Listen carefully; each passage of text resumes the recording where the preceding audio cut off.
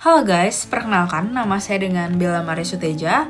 Saya adalah mahasiswa Universitas Pelita Harapan, jurusan Hubungan Internasional. Kali ini saya akan menjelaskan materi mengenai global security dari apa yang telah saya pelajari dengan dosen pengampu saya yaitu Pak Wibawanto. Nah, pada minggu ke-9 kita telah belajar mengenai apa itu national security, what is it and what is not. Kasus Greenland. Pada video kali ini, topik yang dibahas itu merupakan topik national security dengan kasus dari Greenland and Raw Geopolitics Indonesia Strategic Wake Up Call di The Jakarta Post. Inti dari pembahasan ini adalah bahwa keamanan nasional bukan sekedar isu militer, tetapi sebuah konsep strategis yang menentukan bagaimana negara bertahan dan melindungi kepentingan vitalnya dalam sistem internasional yang semakin kompetitif. Pertama, apa itu national security? Secara konsep, national security adalah kemampuan negara untuk melindungi kepentingan vital seperti kedaulatan, integritas wilayah, keselamatan rakyat, stabilitas politik, dan ketahanan ekonomi. Keamanan nasional menuntut negara bukan hanya siap menghadapi serangan militer, tetapi juga mampu menjaga ruang kebijakan agar tidak mudah dipaksa oleh tekanan eksternal. Karena itu, national security selalu terkait dengan strategi.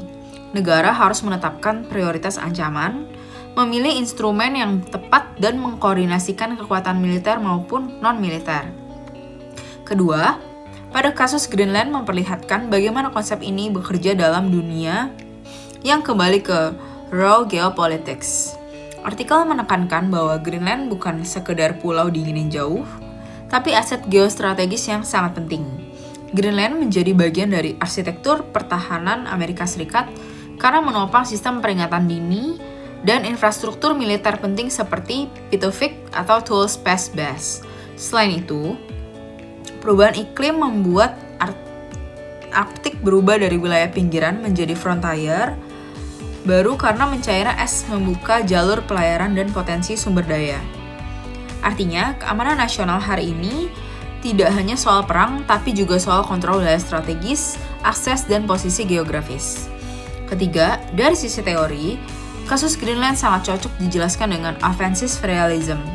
Dalam offensive realism, sistem internasional dianggap anarkis, sehingga negara besar cenderung memaksimalkan kekuatan relatif dan mengurangi kerentanan.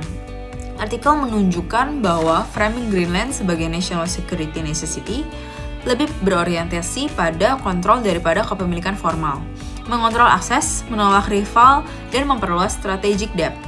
Ini menegaskan bahwa dalam realisme, keamanan nasional bukan hanya pertahanan, tapi juga upaya menjaga dominasi strategis. Keempat, artikel juga menyoroti bentuk ancaman modern yang tidak selalu berupa invasi, yaitu Gray Zone Competition. Gray Zone adalah kompetisi di antara damai dan perang. Misalnya, melalui tekanan ekonomi, intimidasi diplomatik, atau ancaman koersif tanpa konflik terbuka. Contohnya, bahkan Denmark sebagai sekutu NATO tetap dapat terkena tekanan strategis. Di sini muncul konsep weaponization of interdependence, yaitu ketika ketergantungan ekonomi global tidak lagi menjamin kerjasama, tapi justru dapat dipakai sebagai alat pemaksaan melalui tarif, sanksi, atau tekanan perdagangan. Kelima, penting juga membahas apa yang bukan national security. National security bukan berarti semua isu otomatis menjadi ancaman keamanan. Karena jika terlalu luas, maka konsepnya kehilangan batas dan mudah dipakai untuk membenarkan kebijakan apapun. Selain itu, national security tidak boleh menjadi alasan untuk mengabaikan demokrasi atau menekan kritik publik. Maka, perlu kriteria ancaman yang jelas dan prioritas yang realistis agar kebijakan keamanan tidak berubah menjadi retorika politik. Relevansi terbesar dari artikel ini adalah pesan untuk Indonesia. Artikel menegaskan bahwa jarak geografis tidak lagi menjamin keamanan. Apa yang terjadi di Arktik bisa menjadi pola yang diterapkan di Indo-Pasifik. Indonesia memiliki nilai strategis yang tinggi karena berada di jalur laut perdagangan global, memiliki choke points, sumber daya maritim, dan wilayah yang bisa menjadi objek kepentingan kekuatan besar. Karena itu, kedaulatan hukum dan diplomasi normatif tetap penting, tapi harus didukung kapasitas nyata, keamanan maritim, ketahanan siber, penegakan hukum di laut, dan ketahanan ekonomi agar tidak terlalu bergantung pada suatu kekuatan. Kesimpulannya, Greenland bukan sekedar isu Arktik, tapi cermin bahwa dunia kembali keras. Sehingga Indonesia perlu membangun strategi keamanan nasional yang lebih siap dan lebih realistis. Kemudian selanjutnya kita akan membahas materi tentang minggu ke-10 yaitu Grand Strategy. Berdasarkan paper Joe Bassani, Saving the World for Democracy, serta menjelaskan perbedaannya dengan National Strategy, National Defense Strategy, Foreign Policy, Economic Strategy, and Information Strategy. Saya juga akan mengaitkannya dengan konsep superpower serta contoh historis seperti Roman Empire, Mongol Empire, British Empire, dan kawasan Mediterranean. Apa itu Grand Strategy? Grand Strategy adalah strategi singkat tertinggi yang dimiliki suatu negara untuk mencapai dan mempertahankan kepentingan nasional dalam jangka panjang dengan mengintegrasikan seluruh instrumen kekuatan nasional. Grand Strategy tidak hanya berbicara tentang perang atau militer, ia mencakup bagaimana negara menggunakan diplomasi, kekuatan ekonomi, kekuatan militer, dan informasi untuk membentuk lingkungan internasional agar sesuai dengan kepentingannya. Dalam literatur National Defense University, Grand Strategy dipahami sebagai cara negara menyelaraskan tujuan nasional dengan sumber daya nasional untuk bertahan dan unggul dalam sistem internasional. Dengan kata lain, Grand Strategy adalah arah besar negara. Perbedaan Grand Strategy dengan strategi nasional lainnya, Grand Strategy sering disamakan dengan strategi keamanan. Padahal sebenarnya ia berada di level yang lebih tinggi. National Security Strategy atau NSS adalah turunan dari Grand Strategy yang secara khusus menjelaskan bagaimana negara menjaga keamanan nasionalnya. NSS mengidentifikasi ancaman dan menentukan prioritas keamanan. National Defense Strategy lebih sempit lagi karena fokusnya pada aspek militer. Bagaimana membangun kekuatan pertahanan, bagaimana doktrin militer dijalankan, dan bagaimana negara menghadapi ancaman militer. Foreign policy atau kebijakan luar negeri adalah implementasi Grand Strategy dalam hubungan internasional atau hubungan antar negara. Melalui kebijakan luar negeri, negara menjalankan diplomasi, membangun aliansi, atau mengambil posisi dalam isu internasional. Economic strategy adalah bagaimana negara menggunakan perdagangan, investasi, sanksi, dan kekuatan finansial untuk memperkuat posisi nasionalnya. Information strategy berkaitan dengan bagaimana negara mengelola narasi, opini publik, propaganda, dan keamanan siber untuk mendukung kepentingan nasional. Jadi, jika dianalogikan, Grand Strategy adalah blueprint besar, sementara NSS, Defense Strategy, Foreign Policy, Economic Strategy, and Information Strategy adalah instrumen atau cabang pelaksananya. Inti pemikiran dari Joe Bassani dalam paper Saving the World for Democracy, Joe Bassani menjelaskan bahwa Grand Strategy Amerika Serikat di abad ke-21 tidak hanya berorientasi pada keamanan militer, tapi juga pada penyebaran nilai demokrasi dan pembentukan tatanan dunia yang stabil. Ada beberapa inti utama dari pemikiran Bassani. Yang pertama, Grand Strategy bersifat ideologis. Strategi besar suatu negara tidak pernah netral. Dalam konteks Amerika, Grand Strategy dipengaruhi oleh keyakinan bahwa demokrasi dan stabilitas global saling berkaitan. Kedua, Grand Strategy menggabungkan hard power dan soft power. Amerika tidak hanya mengandalkan militer, tapi juga diplomasi, bantuan ekonomi, aliansi internasional, dan pengaruh budaya. Yang ketiga, Grand Strategy bertujuan membentuk sistem internasional. Negara besar tidak hanya bereaksi terhadap ancaman, tapi aktif membentuk lingkungan global agar sesuai dengan kepentingannya. Keempat, Grand Strategy harus adaptif. Ancaman modern seperti cyber warfare, kompetisi ekonomi dengan China, dan instabilitas regional memerlukan pendekatan yang lebih kompleks dibanding perang konvensional. Grand Strategy dan superpower. Konsep Grand Strategy sangat erat kaitannya dengan konsep superpower. Superpower adalah negara yang memiliki kapasitas global dalam militer, ekonomi, dan politik sehingga mampu mempengaruhi sistem internasional.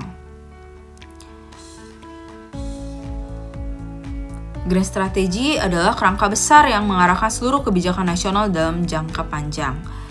Bukan hanya soal keamanan, tapi tentang bagaimana negara membentuk sistem internasional sesuai nilai dan kepentingannya. Pada minggu ke-11, kita akan belajar mengenai Human Security and its Multidimensional Linkage. Human Development Report pada tahun 1994 memperkenalkan konsep yang sangat progresif pada masanya. Human Security atau UNDP menggeser fokus keamanan dari negara menuju manusia. Jika sebelumnya keamanan dipahami sebagai perlindungan teritorial dari ancaman militer, laporan ini menekankan bahwa keamanan sejati adalah keamanan dalam kehidupan sehari-hari. Bebas dari rasa takut, freedom from fear, dan bebas dari kekurangan, freedom from want. Menurut UNDP, human security terdiri dari 7 dimensi utama, yaitu economic security, food security, health security, environmental security, personal security, community security, and political security. Yang menarik adalah bagaimana semua dimensi ini saling terhubung dan membentuk sistem yang kompleks. Pertama, economic security. UNDP menegaskan bahwa keamanan ekonomi bukan sekedar pertumbuhan GDP, tapi kepastian pendapatan dan pekerjaan yang layak. Ketika seorang kehilangan pekerjaan atau hidup dalam kemiskinan yang ekstrim, ancaman yang dirasakan jauh lebih nyata dibanding ancaman perang antar negara. Ketimpangan ekonomi juga jadi akar dari konflik internal. Dengan kata lain, pembangunan ekonomi yang tidak inklusif dapat menjadi sumber ketidakamanan. Yang kedua, food security. Laporan ini menekankan bahwa kelaparan seringkali bukan karena kurangnya produksi global, tapi karena distribusi dan akses yang tidak adil. Ini menunjukkan hubungan erat antara food security and economic security. Tanpa pendapatan, orang tidak bisa mengakses makanan, bahkan jika makanan tersedia. Maka, isu pangan bukan hanya soal pertanian, tapi juga soal struktur ekonomi dan keadilan sosial. Yang ketiga adalah health security. Penyakit seperti HIV atau AIDS pada saat itu dipandang sebagai ancaman global yang tidak mengenal batas negara. Ini menunjukkan bahwa keamanan kesehatan tidak bisa dipisahkan dari kerjasama internasional. Wabah penyakit, sebagaimana kita lihat dalam pandemi global, memperlihatkan bagaimana health security berkaitan erat dengan mobilitas global dan kemajuan teknologi transportasi. Keempat yaitu environmental security atau UNDP memperingatkan bahwa degradasi lingkungan, perubahan iklim, dan kelangkaan sumber daya alam dapat memicu konflik dan memperburuk kemiskinan. Di sini terlihat hubungan antara environmental security and research security. Eksploitasi sumber daya yang tidak berkelanjutan mengancam generasi mendatang dan menciptakan ketidakstabilan sosial. Kelima, energy security juga menjadi bagian dari discuss implisit mengenai resource scarcity. Ketergantungan pada energi fosil tidak hanya berdampak pada lingkungan, tapi juga menyebabkan ketergantungan geopolitik. Transisi energi bukan hanya isu lingkungan, tapi juga isu keamanan manusia jangka panjang. Selanjutnya, technological security. Meskipun tidak disebut sebagai kategori tersendiri, laporan ini menunjukkan ambivalensi teknologi. Pada satu sisi, teknologi meningkatkan konektivitas, produktivitas, dan kualitas hidup. Di sisi lain, globalisasi teknologi mempercepat penyebaran ancaman seperti terorisme, narkotika, dan penyakit. Artinya, teknologi dapat memperkuat apa maupun melemahkan human security, tergantung pada tata kelolanya. Yang paling penting dari laporan ini adalah perubahan paradigma. UNDP menekankan bahwa keamanan tidak bisa dicapai melalui militerisasi, tapi melalui pembangunan berkelanjutan. Bahkan mereka berbicara tentang peace dividend, pengurangan pengeluaran militer yang dialihkan untuk pembangunan manusia. Ini menunjukkan bahwa investasi pada pendidikan, kesehatan, dan pengentasan kemiskinan lebih efektif dalam menciptakan stabilitas jangka panjang dibandingkan belanja senjata.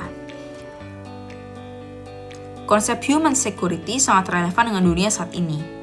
Ancaman modern bersifat multidimensional dan lintas batas krisis iklim, pandemi, ketimpangan global, krisis energi, hingga disrupsi teknologi seperti AI, semua ini tidak dapat diselesaikan dengan pendekatan keamanan tradisional. Human security mengajarkan bahwa keamanan sejati adalah kondisi di mana individu memiliki akses terhadap kebutuhan dasar, hidup dalam lingkungan yang aman, dan memiliki kapasitas untuk berkembang. Berikutnya saya akan bahas mengenai minggu ke-12, yaitu dalam literatur Homeland Security, keamanan dipahami sebagai kemampuan negara untuk mencegah, melindungi, merespons, dan memulihkan diri dari berbagai ancaman, baik terorisme, bencana alam, pandemi, gangguan siber, maupun kegagalan infrastruktur kritis. Jika kita hubungkan dengan 7 dimensi human security, UNDP, ekonomi, pangan, kesehatan, lingkungan, personal, komunitas, dan politik, maka Homeland Security sebenarnya adalah mekanisme operasional negara untuk memastikan dimensi-dimensi tersebut tidak runtuh akibat shock eksternal maupun internal. Buku tersebut menekankan bahwa ancaman abad ke-21 bersifat kompleks, saling terhubung, dan seringkali non-militer. Hal ini sangat selaras dengan kerangka human security yang melihat keamanan sebagai sistem multidimensi. Misalnya, serangan terhadap infrastruktur energi bukan hanya isu teknis, tapi berdampak pada stabilitas ekonomi, pelayanan kesehatan, distribusi pangan, bahkan legitimasi politik pemerintah. Homeland Security memandang perlindungan infrastruktur kritis sebagai fondasi ketahanan nasional, yang dalam bahasa human security berarti perlindungan terhadap keberlangsungan hidup masyarakat. Jika kita masuk ke dimensi health security, pengalaman pandemi menunjukkan bahwa bagaimana krisis kesehatan langsung berubah menjadi krisis ekonomi, sosial, dan politik.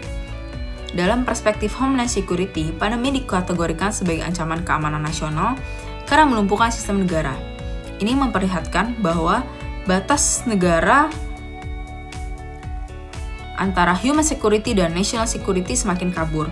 Negara yang gagal menjaga kesehatan publik akan mengalami erosi kekuatan strategisnya. Selanjutnya, dalam konteks environmental and resource security, buku Homeland Security juga menekankan pentingnya disaster preparedness and emergency management.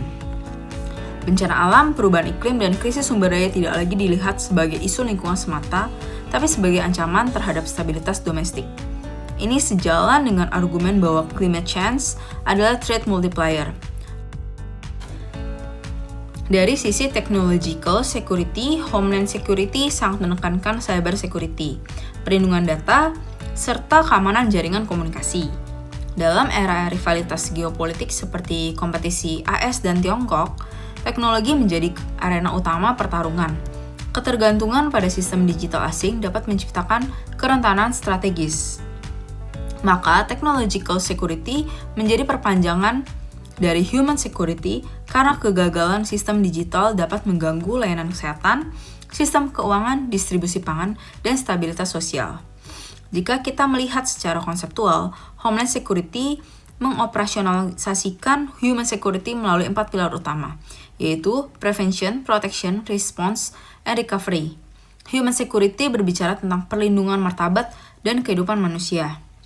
Homeland Security menyediakan arsitektur, kelembagaan, dan kebijakan untuk mencapainya. Dengan kata lain, human security adalah kerangka normatifnya, sedangkan Homeland Security adalah kerangka institusional dan strategisnya.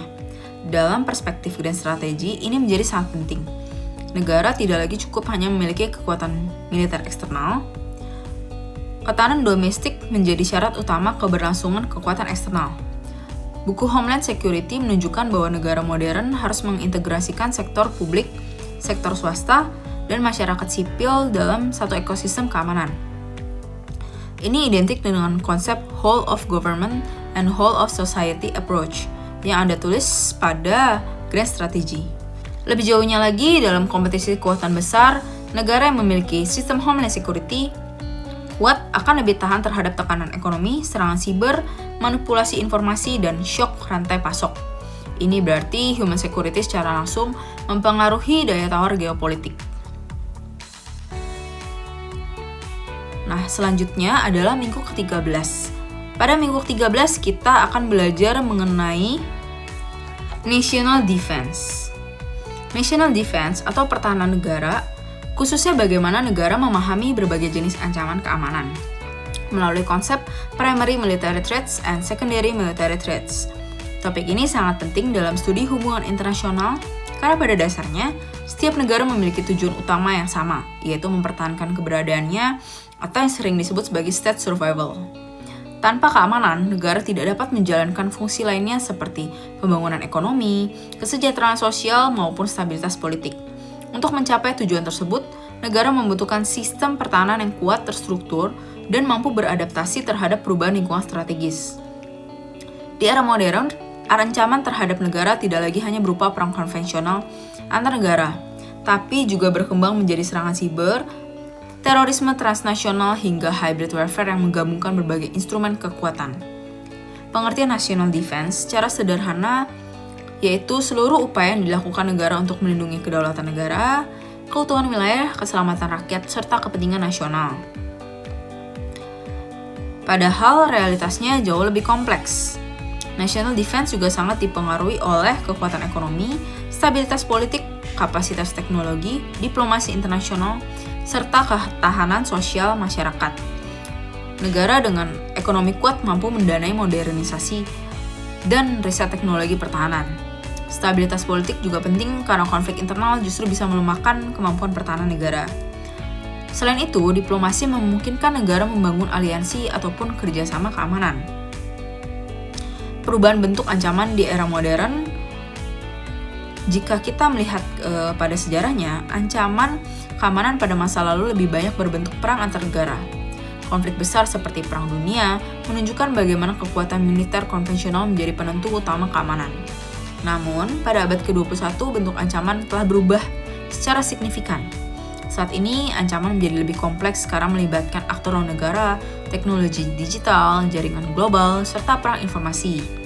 Beberapa contoh ancaman modern yaitu cyber warfare, terorisme internasional, disinformasi digital, dan hybrid warfare.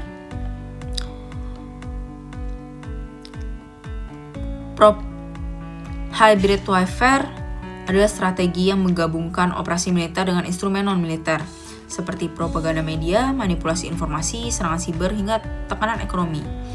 Tujuannya bukan menghancurkan negara, tapi melemahkan stabilitas dan legitimasi pemerintah. Serangan siber, misalnya, dapat melumpuhkan sistem perbankan, infrastruktur listrik, atau sistem komunikasi suatu negara tanpa satupun tembakan dilepaskan. Hal ini menunjukkan bahwa konsep pertahanan negara harus berkembang mengikuti perubahan teknologi. Primary military threats. Dalam studi strategi pertahanan, ancaman militer umumnya dibagi jadi dua, yaitu primary military threats and secondary military threats. Primary military threats adalah ancaman yang bersifat langsung, serius, dan berpotensi mengancam keberadaan negara. Biasanya, ancaman ini berasal dari negara lain yang memiliki kemampuan militer. Contoh nyatanya adalah Rusia dan Ukraina. Bagi Ukraina, konflik tersebut merupakan ancaman eksistensial karena menyangkut kedaulatan wilayah, stabilitas pemerintah, dan bahkan keberlangsungan negara itu sendiri. Ancaman jenis ini biasanya mendorong negara untuk meningkatkan anggaran pertahanan, modernisasi sistem persenjataan, memperkuat kemampuan deterrence, membangun aliansi strategis. Secondary military threats berbeda dengan primary threats. Secondary military threats adalah ancaman yang tidak secara langsung mengancam keberadaan negara, tapi tetap dapat mengganggu stabilitas dan keamanan nasional. Seringkali berasal dari non-state actors seperti kelompok teroris, insurgensi, pirasi, jaringan kejahatan transnasional, pelaku kejahatan siber.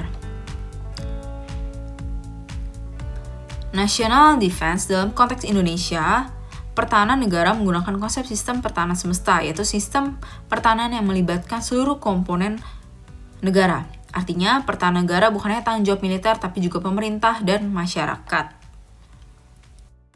Baik, selanjutnya pada minggu ke-14 kita belajar mengenai defense posture, cyber security, and terrorism. Dalam studi keamanan internasional, karakter ancaman telah berubah. Jika dulu ancaman utama adalah perang konvensional antar negara, kini ancaman menjadi lebih kompleks, cyber attack, terorisme, dan perang informasi. Globalisasi dan perkembangan teknologi digital membuat konflik tidak hanya terjadi di wilayah fisik, tapi juga di ruang siber. Karena itu, keamanan modern harus dilihat sebagai integrasi antara defense posture, cyber security, and counter-terrorism. Defense posture sebagai fondasi keamanan adalah konfigurasi kekuatan militer suatu negara untuk menghadapi ancaman. Konsep ini mencakup struktur kekuatan militer, kesiapan operasional, penempatan pasukan, integrasi strategi militer, dan tujuan politik. Defense posture mempengaruhi kredibilitas deterrence dan kemampuan respons krisis. Elemen utamanya meliputi threat assessment, menentukan prioritas ancaman, baik konvensional maupun hybrid seperti cyber dan terorisme. Force structure, keseimbangan antara matra darat, laut, udara, serta kemampuan cyber dan intelligence. Cyber security sebagai domain strategis. Perkembangan teknologi menciptakan ruang konflik baru, ruang siber. Ruang konflik baru, yaitu ruang siber memiliki 3 lapisan, fisik, infrastruktur, dan hardware, logika, software dan jaringan, ataupun sosial, manusia dan opini publik. Lapisan sosial menjadi krusial karena konflik modern sering muncul dalam bentuk propaganda digital dan disinformasi. Transformasi terorisme di era digital. Terorisme juga mengalami transformasi. Jika sebelumnya berbasis jaringan fisik, kini berkembang menjadi cyber-enabled terrorism melalui media sosial dan platform digital. Kelompok seperti Islamic State menggunakan internet untuk propaganda, rekrutmen, dan mobilisasi global. Di Indonesia, Jemaah Islamiyah menunjukkan pergeseran dari struktur konvensional menuju jaringan yang lebih fleksibel dan tersebar. Terorisme bersifat multidimensional, dipengaruhi faktor ekonomi, sosial, politik, dan ideologi. Teknologi digital berperan sebagai akselerator yang mempercepat proses radikalisasi lintas batas. Terima kasih untuk teman-teman dan yang sudah mendengarkan. Sekian dari saya dan terima kasih.